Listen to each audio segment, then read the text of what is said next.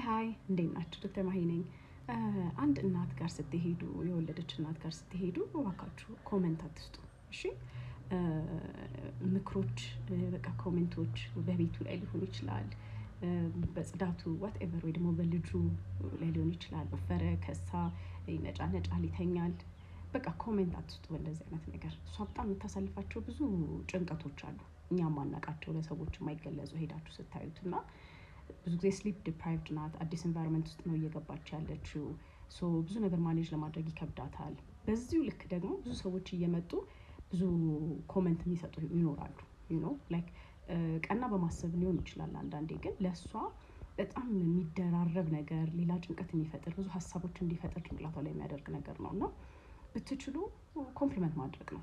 ሄዳችሁ ሰፖርቲቭ መሆን፣ ሬስት እንድታደርግ፣ አጠገብ ያላችሁ ሰዎች ደግሞ ሬስት እንድታደርግ ማድረግ፣ በሱ እርዳታ ማድረግ ነው እንጂ እንደዚህ አላስፈላጊ ምክሮችን አትስጡ። በጣም ነው የሚከብዳት ለሷ።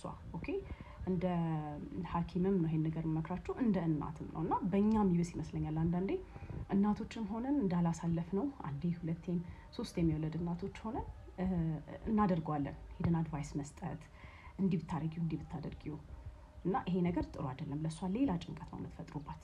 ስለዚህ እባካችሁ የተቻላችሁ መጠን ኮምፕሊመንት ማድረግ፣ በርቺ፣ ጥሩ ነው፣ ልጅሽ ጥሩ ላይ ነው፣ እንደሱ እያላችሁ አበረታቷት እሺ። እናት የምታሳልፈው ነገር በጣም ከባድ ስለሆነ ቴንክ ዩ